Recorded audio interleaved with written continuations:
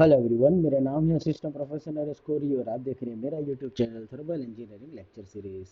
दोस्तों, power plant engineering के unit 8 के नेक्स्ट लेक्चर की तरफ चलते हैं, जिसके अंदर वाटर प्योरिफिकेशन करने के लिए फीड वाटर जो कि हम लोग यूटिलाइज करते हैं हमारे बॉयलर के अंदर, जिसके अंदर नेचुरल रिसोर्स से मिलने वाले वाटर के अंदर जो भी इम्प्योरिटीज होती है उस इम्प्योरिटीज को किस तरह से दूर किया जाता है, उसकी एक मेथड जिसका नाम है जियोलाइट ट्रीटमेंट। इसके बारे में मैं आज आप लोगों को बताने वाला हूँ। दोस्तों, ये सवाल जीटीयू में 4 मार्क्स का है। अगर आप लोगों के नसीब अच्छे थे 7 मार्क्स में भी पूछा जा सकता है। सवाल सवाल इंपॉर्टेंट है। Zeolite treatment maximum practically use की जाने वाली ट्रीटमेंट है। तो आई होप कि आप लोग इसके अंदर काफ़ी अच्छी तरह से ध्यान देंगे। बहुत ही इजी सिंपल थियरी है। 4 मार्क्स का सवाल है, इसको आप लोगों को छोड़ना नहीं है। तो जियोलाइट ट्रीटमेंट बेसिकली क्या है ये मैं आप लोगों को बताऊंगा। अगर ये सवाल आप लोगों को जीटीयू में पूछा जाता है तो सबसे पहले आप लोगों को इस तरह से जियोलाइट सॉफ्टनर का एक, एज यू कैन सी, ये है जियोलाइट सॉफ्टनर। ठीक है, ये पूरा ये लेआउट आपको ड्रॉ करना है, आपको इसका कंस्ट्रक्शन समझाना है, क्या केमिकल प्रोसेस होगी ये समझाना है, and finally you have to write advantage and disadvantage. तो थियरी में मैं आप लोगों को समझाता हूँ जियोलाइट ट्रीटमेंट बेसिकली क्या होती है। It is either in natural और एन आर्टिफिशियल मटेरियल। जियोलाइट जो होती है या तो वो नेचुरल आप लोगों को मिल सकती है, या तो फिर आप लोगों को आर्टिफिशियल तरीके से भी मिल सकता है। जिसकी प्रॉपर्टी क्या होती है, it has the property able to exchange its base. ये किसी भी प्रोडक्ट का, मतलब कि मटेरियल का, सब्सटेंस का बेस चेंज कर सकता है। एक्सचेंज, उसको चेंज करने में माहिर। आपको पता होगा, मैंने पहले ही बोला था कि हम लोग वाटर से, सॉरी, हम लोग रिवर से या लेक से जो भी पानी का यूज़ करने वाले हैं वो बॉयलर के अंदर टू प्रोड्यूस ए स्टीम, वो पानी हमारे लिए प्योर नहीं होता है। इसके अंदर नंबर ऑफ इम्प्योरिटीज़ होती है, जो कि मैंने मेरे लास्ट लेक्चर में बताई थी। अगर ऐसी इम्प्योरिटीज़ वाला वाटर आप लोग यूज़ कर रहे हो तो डेफिनेटली आपके पावर प्लांट के कंपोनेंट्स के अंदर काफ़ी डैमेजेस आने के चांसेस होते हैं, मेंटेनेंस बढ़ने के चांसेस होते हैं। इसीलिए हम लोगों को करना क्या होता है, तो उस पानी को कैसे भी करके प्योर करना पड़ता है। उस प्योर करने के लिए हम लोग जिसका यूज़ करने वाले हैं वो है हमारा जियोलाइट। अगर नेचुरल फॉर्म में आपका जियोलाइट होगा तो it is in the green sand form, as you can see. ठीक है, the most used form is sodium zeolite. Zeolite treatment के अंदर अगर हम लोग किसी चीज़ का यूज़ करते हैं मैक्सिमम, तो वो होता है सोडियम जियोलाइट का, जिसका केमिकल फॉर्मूलेशन है Na2 इंटू ब्रैकेट Al2Si2O2, मतलब कि सोडियम इन तीनों के मल्टीप्लिकेशन में होगा, जिसको सिंपल फॉर्म में कहा जाता है Na2Z। Z stands for the zeolite. Zeolite का सिंबल है Z। ठीक है, Na2 मतलब सोडियम, मतलब जियोलाइट का फॉर्मूला बनेगा Al2Si2O2। सोडियम जो है वो ऑर्डिनरी प्रेशर फिल्टर होता है, जो कि बेड के ऊपर, जियोलाइट बेड के ऊपर एक्टिवली सपोर्ट करेगा। ठीक है, और वो एक लेयर जनरेट करेगा, ग्रेडेड ग्रेवल लेयर, जिसके अंदर क्या होगा, ग्रेडेड ग्रेवल लेयर, मतलब कि मैं आप लोगों को दिखा दूँ लाइक दिस, ये वाला पोर्शन। यहाँ पर क्या होगा कि आपके वाटर के अंदर जो भी इम्पेरिटीज होगी, लाइक डस्ट पार्टिकल या सैंड पार्टिकल, जिसको गुजराती में कांकरी बोलते हैं, मतलब छोटे छोटे छोटे छोटे पत्थर जो कि आप लोगों को दिखने नहीं वाले, वो सारे पत्थर, मतलब कि सारी इम्प्योरिटीज इस लेयर फॉर्म में यहाँ पर जमा हो जाएगी after the reaction of your hard water into this zeolite bed. ये है जियोलाइट बेड। मैं भी जियोमेट्री पूरी समझाऊंगा कि जियोमेट्री किस तरह से होती है। ठीक है, इस और ये जो डिस्ट्रीब्यूशन होगा, मतलब कि जो आप लोगों का वाटर प्योर होगा, वो वाटर फिर यहाँ पर जमा हो जाएगा और इम्प्योरिटी सारी की सारी यहाँ पर आ जाएगी। सबसे पहले मैं आप लोगों को कंस्ट्रक्शन समझा दूँ। एज यू कैन सी, ये है हमारे लिए सोडियम क्लोराइड का सॉल्यूशन। यहाँ पर होगा इंजेक्टर। इंजेक्टर के थ्रू हम सोडियम क्लोराइड को हमारे जियोलाइट बेड के ऊपर स्प्रे करेंगे। क्यों स्प्रे करेंगे वो मैं थियरी में समझाऊंगा। जो हार्ड वाटर होगा, मतलब कि नेचुरली हम लोगों को लेक से या रिवर से जो पानी मिल रहा है, उस पानी को हम लोग हमारे यहाँ से ऊपर से हमारे जियोलाइट सॉफ्टनर के अंदर इन स्प्रे फॉर्मेशन एंटर करवाएंगे, as you can see from the figure जो कि मैं रोल आउट कर रहा हूँ। ये है हमारा जियोलाइट बेड। ठीक है, यहाँ पर सोडियम जियोलाइट होगा, मतलब कि Na2Z। यहाँ पर होगी आप लोगों की केमिकल रिएक्शन, और केमिकल रिएक्शन होने की वजह से जो भी इम्प्योरिटीज होगी वो आपके ग्रेवल लेयर के अंदर, मतलब कि कांकरी पत्थर रेती वेती सब कुछ यहाँ पर जमा हो जाएगा। और जो प्योर वाटर होगा वो इस पोर्शन में, ये जो डैश डैश लाइन दिख रही है इसके नीचे वाला एरिया, यहाँ पर जमा हो जाएगा। और यहाँ से हम लोग एक आउटलाइन में पाइप देंगे, जहाँ से हम लोगों को मिलेगा सॉफ्ट वाटर, जहाँ जिसको हम लोग स्टोर कर लेंगे। और जो भी इम्प्योरिटीज आप लोगों को मिल रही है उस इम्प्योरिटीज को हम लोग यहाँ से सिंक में बाहर निकाल देंगे। ठीक है। NaCl का सॉल्यूशन क्यों है वो मैं आप लोगों को फिर बोल रहा हूँ, मैं अभी थियरी में समझाऊंगा, स्टेप बाय स्टेप समझाऊंगा। सबसे पहले करना क्या है, as you can see from the diagram, zeolite software आप लोगों को दिख रहा है। हम लोग वाटर को क्या करेंगे, टॉप पोर्शन से स्प्रे करवाएंगे, जो शेल के अंदर नीचे फ्लो आउट होगा। जब ये शेल के अंदर नीचे डाउनवर्ड डायरेक्शन में फ्लो होगा तो सबसे पहले ये जियोलाइट बेड के अंदर जाएगा। अभी जियोलाइट बेड के अंदर हम लोगों को पता है कि क्या है, हमारे जियोलाइट बेड के अंदर है Na2Z।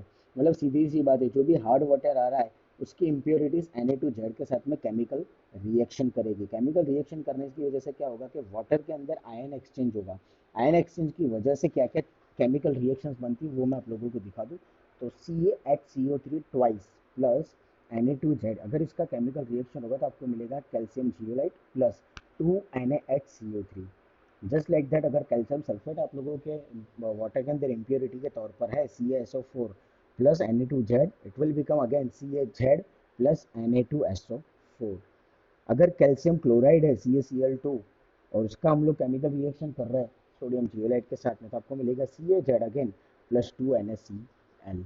मतलब कैल्शियम जियोलाइट आप लोगों की जो सबसे बड़ी इम्प्योरिटी है वो बाहर हो जाएगी। एक और बात यहाँ पर ध्यान रखना है कि जियोलाइट बेड जो होती है, जियोलाइट बेड को हम लोग बार बार रीयूटिलाइजेशन कर सकते हैं।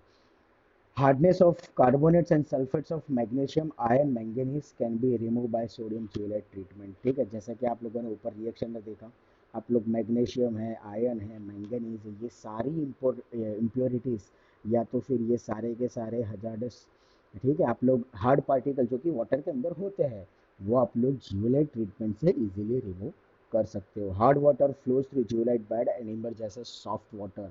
यहाँ से आप लोगों ने हार्ड वाटर के तौर पर आपके वाटर को अंदर एंटर करवाया जियोलाइट सॉफ्टवेयर ने, जियोलाइट बेड पर उसकी केमिकल रिएक्शन हुई और आउटलेट में आप लोगों को सॉफ्ट वाटर मिल रहा है। जियोलाइट इज रीएक्टिवेटेड, जैसे कि मैंने बोला कि जियोलाइट बेड का हम लोग फिर से रीयूटिलाइजेशन कर सकते हो, तो कैसे कर सकते हैं, buy back washing the bed with suitable brine solution. ये जो इंजेक्टर हम लोगों ने रखा था, मैंने अभी बोला था ना, मैं NaCl का मतलब समझाऊंगा कि क्यों रखा है। अब उसका फंक्शन ये आया कि NaCl का जो सॉल्यूशन होगा वो इंजेक्टर के थ्रू हम लोग हमारे जियोलाइट बेड के ऊपर उसको स्प्रे करवाएंगे। अभी NaCl को जब आप आपके जियोलाइट बेड के ऊपर स्प्रे करवाओगे तो जियोलाइट बेड के अंदर जो भी इम्प्योरिटीज अगर होगी वो इम्प्योरिटीज सोडियम क्लोराइड के ब्राइन सॉल्यूशन की वजह से, ब्राइन सॉल्यूशन मतलब सोडियम क्लोराइड है। ठीक है, आप लोग सिक्स सेमेस्टर में रेफ्रिजरेशन एयर कंडीशनिंग सिस्टम में ice manufacturing system, ice manufacturing unit के बारे में पढ़ चुके हैं, जिसके अंदर हम लोग सोडियम क्लोराइड और वाटर का सॉल्यूशन लेते थे जिसको ब्राइन सॉल्यूशन बोलते थे to produces ice from the water. ये वही सॉल्यूशन है कि यहाँ पर पानी और सोडियम क्लोराइड दोनों का मिक्सचर होगा। इस मिक्सचर को हम लोग क्या करेंगे, तो हमारे जियोलाइट बेड के ऊपर स्प्रे करवाएंगे। इसकी वजह से क्या होगा कि जियोलाइट बेड के अंदर जो भी आप लोगों के छोटे छोटे पार्टिकल्स फंस गए होंगे, मतलब कि इम्प्योरिटीज फंस गई होगी, वो सारी इम्प्योरिटीज बाहर निकल जाएगी। क्लियर। और वो सारी इम्प्योरिटीज बाहर निकलने के बाद में आप लोग जियोलाइट बेड का फिर से रीयूटिलाइजेशन कर सकते हो। मतलब कि जियोलाइट बेड आप लोगों के लिए ऐसा नहीं है कि वन टाइम इन्वेस्टमेंट है, हाँ after some time you have to change the bed, लेकिन मेंटेनेंस कॉस्ट जो होगा जियोलाइट बेड का वो आप लोगों के लिए कम हो जाएगा।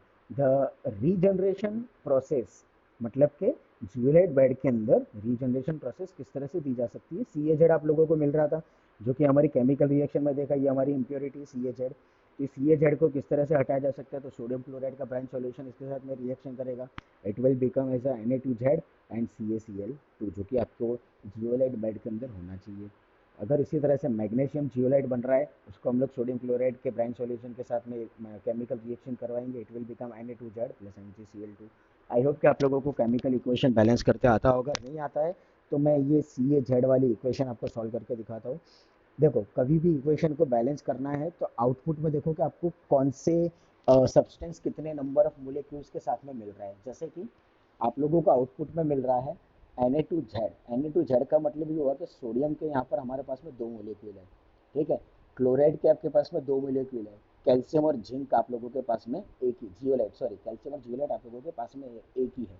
तो अब लेफ्ट साइड में इसको टैली करो। सबसे पहले टू को जस्ट थिंक दैट कि हमारे पास में टू नहीं है, लेट्स एज्यूम दैट हमारे पास में टू नहीं है। ठीक है, हमारी इक्वेशन कुछ इस तरह से थी, CaZ plus NaCl is equal to Na2Z plus CaCl2, ये हम लोगों को इक्वेशन मिल रहा था। अब इक्वेशन को बैलेंस करेंगे, क्यों? क्योंकि आप लोगों को आउटपुट में सोडियम के दो और कैल्शियम के दो मोलिक्यूल्स मिल रहे हैं, ठीक है। तो आप लोगों को इक्वेशन बैलेंस कैसे करना है कि सोडियम के भी आप लोगों को इनपुट में दो मोलिक्यूल होने चाहिए, कैल्शियम के भी आपको दो ही मोलिक्यूल होने चाहिए। तो हम लोगों ने क्या किया कि NaCl की जो इक्वेशन है, इस इक्वेशन को 2 से मल्टीप्लाई कर दो, मतलब कि सोडियम के भी दो मोलिक्यूल हो गए, कैल्शियम के भी दो मोलिक्यूल हो गए, मतलब कि आपका Na2 और Cl2 बैलेंस हो गया। सामने जियोलाइट और कैल्शियम ऑलरेडी एक एक ही है, तो वो तो वैसे भी इनपुट में, मतलब कि इनिशियल लेवल पर कैल्शियम एक है और जियोलाइट भी एक है, ठीक है। तो इस तरह से केमिकल इक्वेशन को आप लोगों को बैलेंस करना है। ये ध्यान में रखना कि अगर आप लोगों की केमिकल इक्वेशन बैलेंस नहीं है तो आप लोगों की केमिकल रिएक्शन की इक्वेशन गलत है। Next, water containing suspended impurities. अब यहाँ पर आपका वाटर तो प्योर हो गया, लेकिन इसकी जो इम्प्योरिटीज है उसका क्या? उस इम्प्योरिटीज को क्या करते हैं, जियोलाइट बेड में से निकाल दिया जाता है, ठीक है। जियोलाइट बेड में से अगर नहीं निकालोगे तो क्या होगा कि जियोलाइट बेड के अंदर जो पोरस होता है, मतलब कि जो हॉल्स होते हैं जहाँ से आप लोगों का हार्ड वाटर निकल रहा है, जहाँ पर केमिकल रिएक्शन हो रही है, जो कि सॉफ्ट में कन्वर्ट करके आप लोगों को आउटपुट में मिलता है, तो वो पोर्शंस जो होंगे वो सारे के सारे आपके ग्रेवल मटेरियल की वजह से भर जाएंगे, मतलब कि जियोलाइट जो होगा वो इनएक्टिव हो जाएगा। तो क्या किया जाता है कि इस इम्प्योरिटीज को हम लोगों को रिमूव करना पड़ता है। कैसे रिमूव करते हैं? तो वाटर से पास आउट करने के बाद, मतलब कि वाटर का फोर्सफुली उसको फ्लो करवा दो और जियोलाइट बेड के अंदर से आप लोग उसको कैविटीज को क्लियर कर सकते हो, ठीक है। नेक्स्ट, एडवांटेजेस क्या क्या है? सबसे पहला advantage, sorry, it is very effective in removing hardness. Simple method है, आप लोगों को देख लिया वर्किंग के अंदर ही, और एफिशिएंसी भी हम लोगों को इसके अंदर ज़्यादा मिल सकती है, तो ये काफ़ी इफेक्टिव होगा। It is easy and inexpensive in operation. बहुत ही ईजी है और इनएक्सपेंसिव, मतलब कि बहुत ही सस्ता भी है ऑपरेशन करने में, मतलब कि इसको वर्किंग कंडीशन में लाने में। No problem of filtration of soften water and sludge removal. अगर स्लज रिमूव करना है, सॉफ्ट वाटर को और भी प्योर करना है, तो सीधी सी बात है, आप लोगों ने देखा वर्किंग कितना इजी है। आप लोगों का जो डायग्राम है, लेआउट है, जो वर्किंग मॉडल होगा, वो भी आप लोगों के लिए काफ़ी इजी हो जाएगा। It is compact and occupies less space. बहुत ही छोटे साइज में इसको आप बना सकते हो। साथ ही साथ ये जो स्पेस रिक्वायरमेंट होगी हमारे जियोलाइट सॉफ्टवेयर के लिए, that should be so much less. सामने डिसएडवांटेज क्या है? फिल्ट्रेशन ऑफ टर्बिड वाटर, मतलब कि सस्पेंडेड इम्प्योरिटीज। सस्पेंडेड मतलब ऐसी इम्प्योरिटीज जिसको आप कन्वर्ट नहीं कर सकते, जैसे कि पत्थर, रेती, उसको सस्पेंडेड बोलते हैं। Is required, filtration of turbid water is required before it is pass through the process. अगर आप लोग ये इम्प्योरिटीज को अपने वाटर में से रिमूव कर दो तो काफ़ी अच्छा होगा, ताकि जियोलाइट बेड के अंदर वो इनएक्टिवली स्टोर ना हो जाए। जियोलाइट बेड को हम लोगों को बार बार साफ ना करना पड़े after process. Water of high और low pH value has deleterious effect on zeolite. अगर आप लोगों के वाटर के अंदर पीएच की वैल्यू हाई या लो है, तो फिर जियोलाइट के अंदर इसकी इफेक्ट होने के चांसेस 110% होते हैं।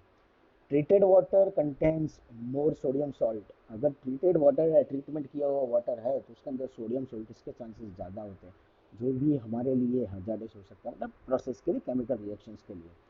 It is always desirable to use zeolite process in combination with a lime process when the bicarbonate hardness of the water is high. Lime process के साथ में वैसे जनरली हम लोग हमारे जियोलाइट प्रोसेस को करते हैं कब? जब वाटर के अंदर बाइकार्बोनेट हार्डनेस की वैल्यू काफ़ी ज़्यादा है उस समय। तो दोस्तों ये थी आप लोगों के जियोलाइट सॉफ्टवेयर की प्रोसेस, मतलब कि जियोलाइट ट्रीटमेंट। नेक्स्ट लेक्चर में मैं आप लोगों को रिवर्स ऑस्मोसिस प्रोसेस के बारे में बताऊंगा, मतलब कि आरओ सिस्टम जो कि हमारे घर में लगा होता है, ठीक है। आई होप दोस्तों कि आप लोगों को जियोलाइट सॉफ्टवेयर यानी कि जियोलाइट ट्रीटमेंट में पता चला होगा। अगर आप लोगों को कोई क्वेश्चन हो तो मुझसे ज़रूर पूछिएगा। Thank you so much.